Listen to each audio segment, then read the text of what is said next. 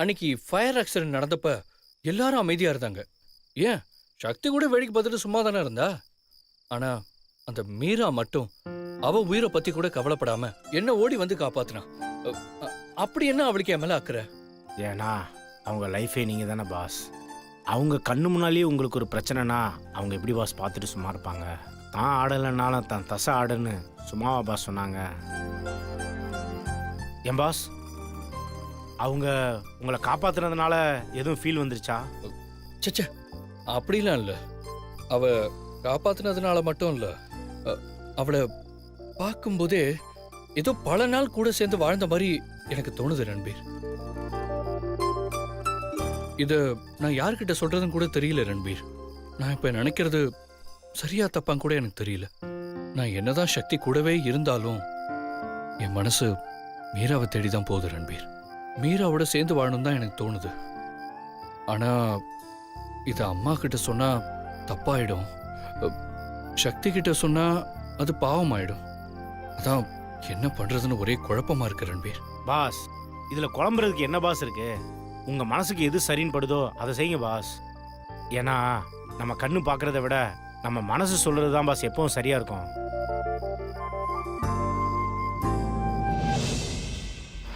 சிவா, என்ன இங்க வந்து உட்கார்ந்திருக்கீங்க?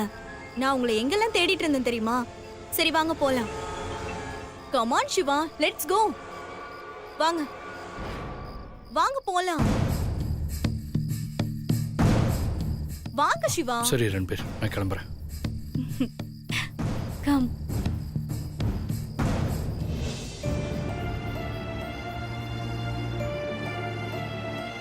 பாஸ் என்னதான் பழச மறந்துருந்தாலும் அவரோட ஆள் மனசுல சக்தி மேடம் சேர் போட்டு உட்கார்ந்துருக்காங்க.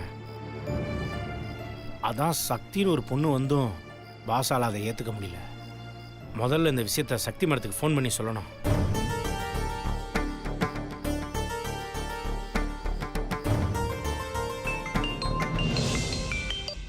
ஹலோ மேடம், நான் தான் ரன்பீர் பேசுகிறேன்.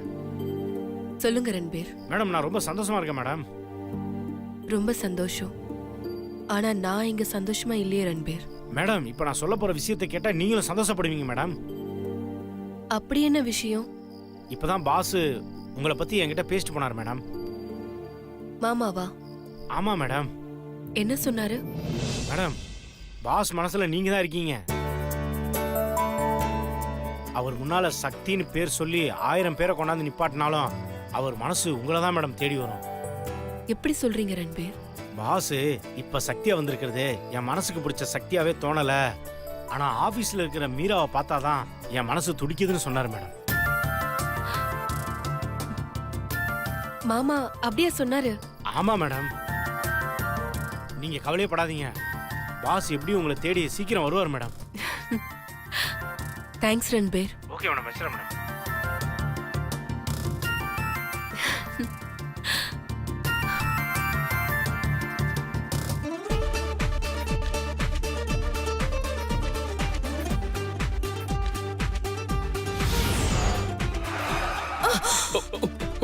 சக்தி, சக்தி, are you okay?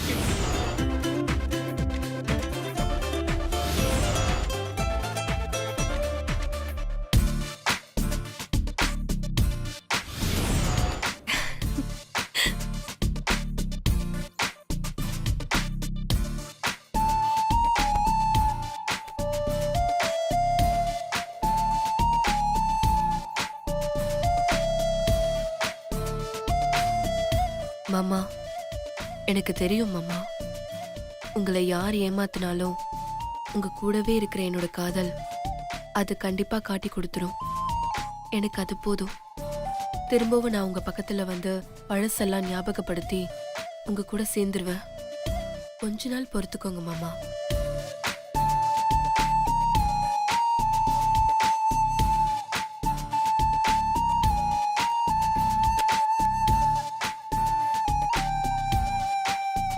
சக்தி, சக்தி. என்ன மாமா வாய்ஸ் கேக்குது? ஆனா மாமாவை காணுமே. ஒருவேளை பிரம்மையா இருக்கும். சக்தி, மாமா வாய்ஸ் தான் தெளிவா கேக்குது, ஆனா ஆளை காணோம். சக்தி, இங்க பாரு, நான் இங்க இருக்கேன்.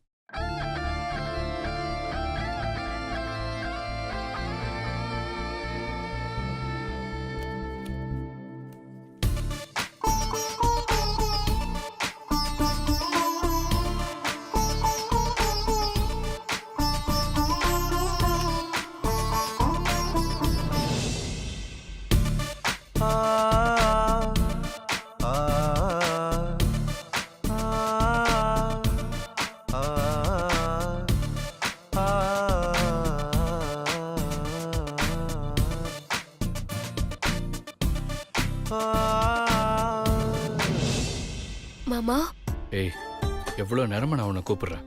என்ன வெளியே எடுக்கிறதுக்கு உனக்கு இவ்வளவு நேரமா? ஏய் சக்தி, என்ன அப்படி பாக்குற?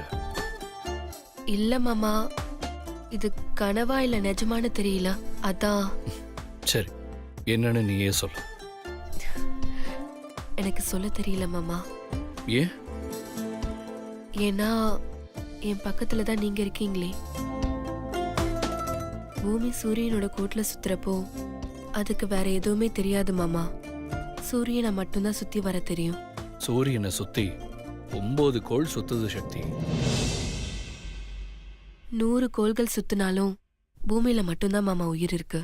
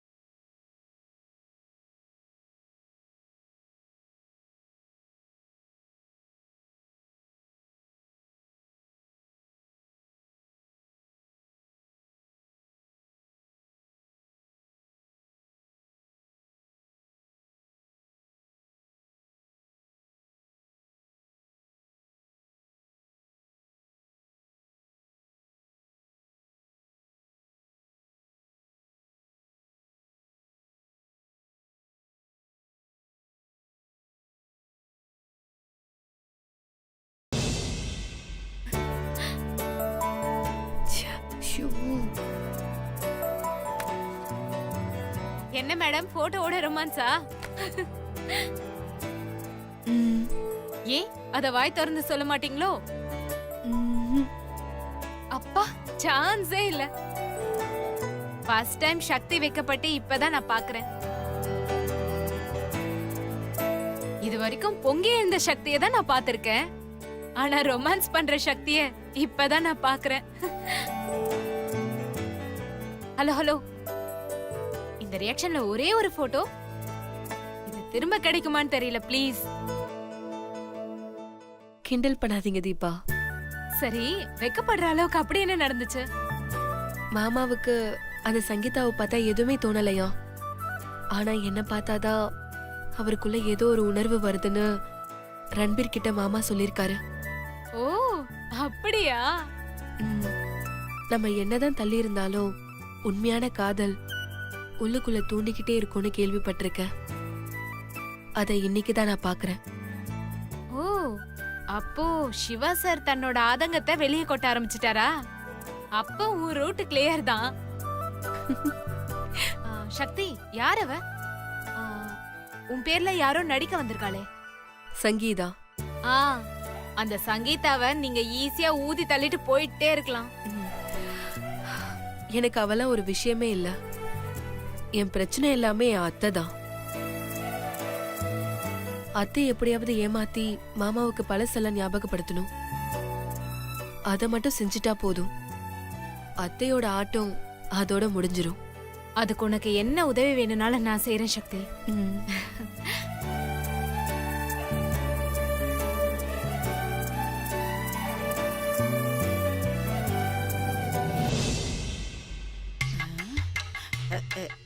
ஏன் சுபத்ரா, ம், அந்த விளங்காதவ சங்கீதா சொன்னான்னு உன் ஃப்ரெண்டோட பையனை ஏன் இங்க வர சொன்ன? ம்.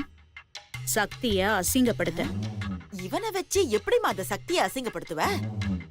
அம்மா, சொல்லி புரிய வைக்கிறத விட இங்க நடக்க போறத பார்த்தா உனக்கே புரியும்.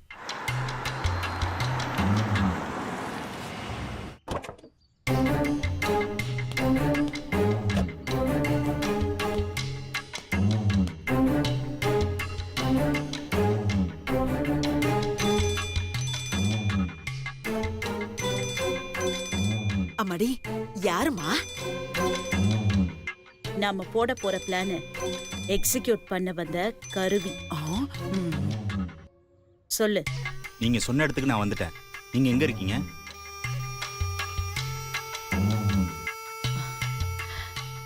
ம். ம். இங்க வா. ஆ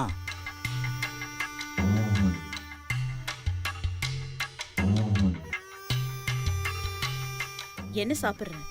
சி, நான் இங்க உட்காந்து டிஃபன் சாப்பிட வரல. என்ன விஷயம்?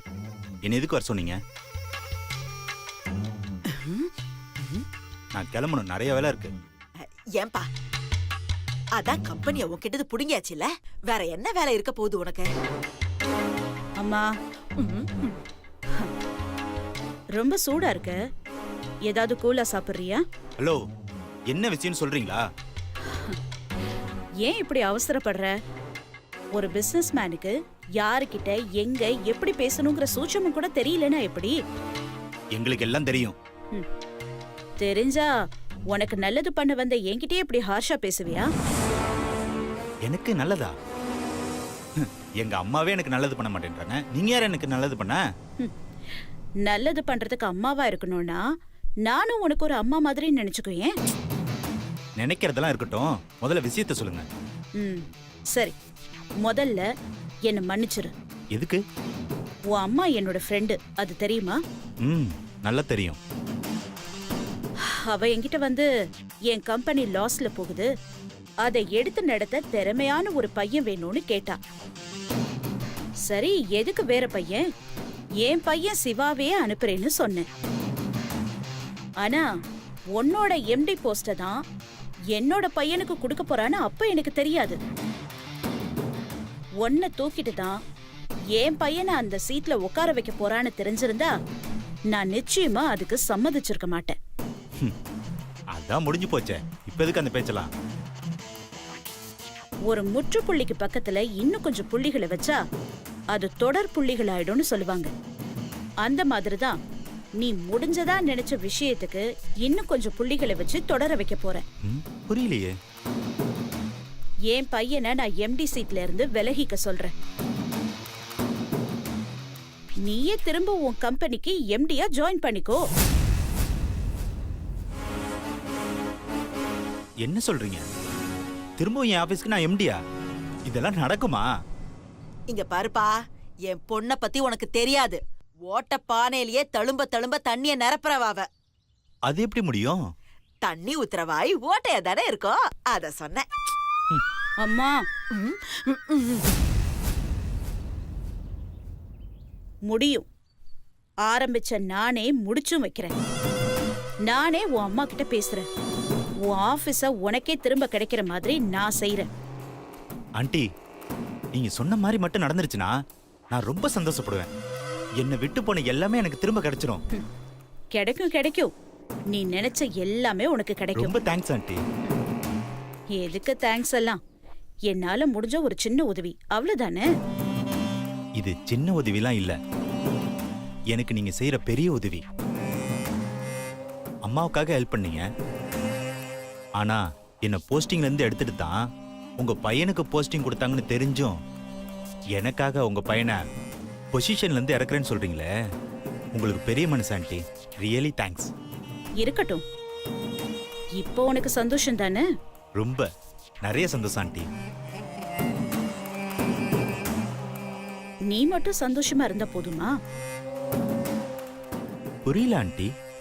இல்ல, நீ சந்தோஷமா இருக்க, உனக்காக இவ்ளோ ரிஸ்க் எடுக்கிற நானும் சந்தோஷமா இருக்கணும்ல. நான் என்ன பண்ணணும்னு எதிர்பார்க்கறீங்க?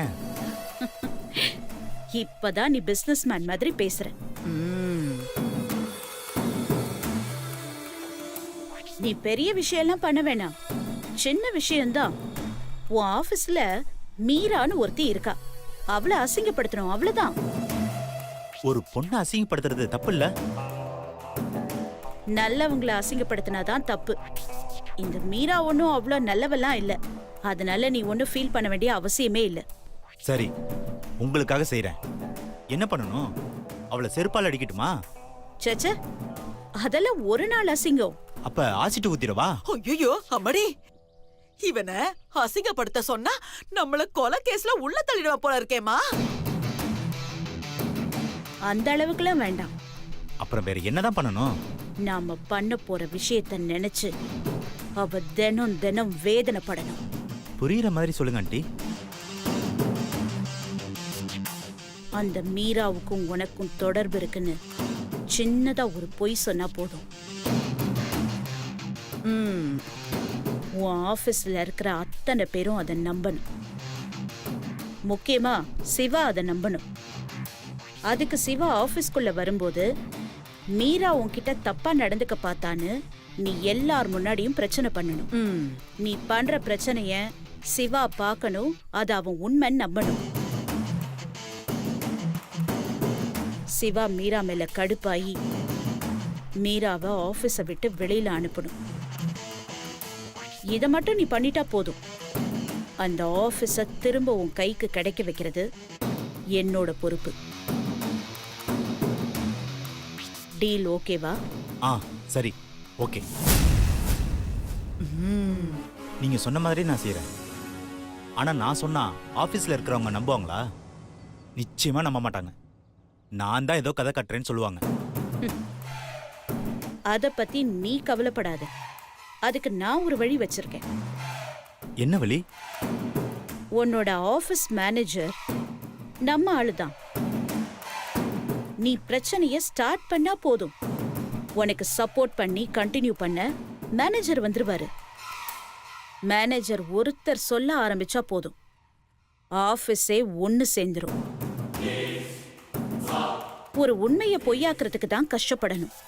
ஆனா ஒரு பொய்ய ஈஸியா உண்மையாக்கிட்டு போயிடலாம். சொல்லு. ஓகே ஆண்டி, நீங்க சொன்ன மாதிரி நான் செய்றேன்.